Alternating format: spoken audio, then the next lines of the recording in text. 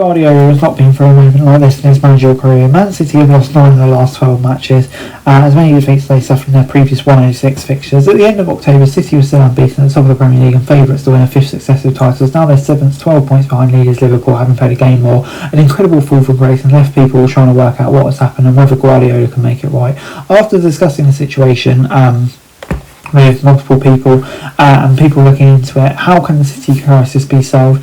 Guardiola has been giving it a lot of thought. He's not been sleeping very well, as he said, and has blamed himself at times when talking to media. He's been talking to a lot of people about what's going on. He tries to work out the reasons for City's demise. Some reason he knows, others he still doesn't. When people perhaps don't realise is Guardiola hugely doubts himself and always has, he'll be thinking, I'm not being able to get Man City out of it. He's protected by his people who are very aware, like he is, that there's a lot of people that want City to fail. It's been a turbulent time for Guardiola.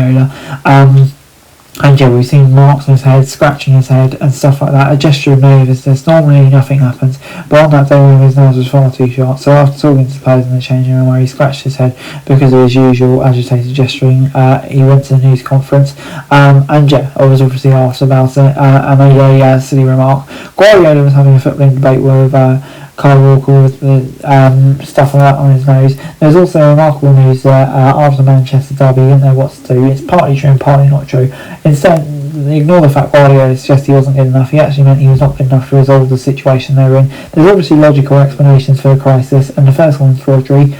When you take the wrong piece out, the whole tower collapses. Is that's what happens there? It's normal for teams to have over-reliance on one player and cannot calculate injuries like that. City are a team like many modern ones in which the holding midfielder is key. So if you take Rodri out, the plan B's just aren't really good. The big injury list has been out of the ordinary, and a busy schedule is perhaps a factor. But one thing Guardiola can't explain is the uncharacteristic errors. Why did Nunes make the mistake to give away the penalty? Jack Grealish is sent on to keep the ball and can't do that. Of course the player's mindset is important, but confidence is diminishing. Wrong decisions are coming out. There are also players badly out of form, recovering from injuries. Walker now unable to hide behind his pace.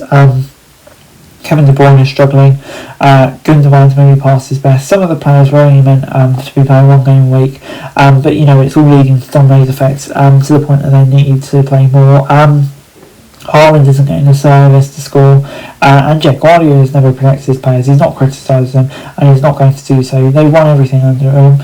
Instead of doing more with less, he's tried to do less with more. He has been given sometimes given them more days to clear their heads so they can reset. Perhaps this is time for a change when you're winning, but no one was suggesting Man City are about to collapse. Some people have asked Guardiola how bad it is, but no decision is going to be made. Maybe it was Real Madrid, Barcelona and Juve, the pressure would be going on. Yes, there's a crisis, but you know, City's renewed targets finishing in the top 4, that's what's in their head now. The idea is to recover by their essence by improving defensive concepts and re-establishing what they had. Guardiola is planning to use the next 2 years of his contract, which is expected to be his last as a club manager, to prepare a new Man City. When he was at the end of his 4 years at Barcelona, you could see him kind of doing the same. Do you go or do the players go? It's something that Alex Ferguson faced in the past. Guardiola didn't listen to emotional attachments. He goes through cycles of players. It's likely City will look to replace 5 or 6 regular starters. Guardiola knows it's the end of one era and the start of the other, and you know, with likes of Zubimendi on the market, you can see it can be a very interesting window for Man City with likes of players like him that they can manage to get in. Anyway guys, that's it for this video. Thanks very much for watching. Remember to like, share, subscribe, follow us on our socials, link in the description below for daily football news, meme and content. Subscribe for our other channels on screen right now, that'd be greatly appreciated. Thanks very much for watching. Peace out.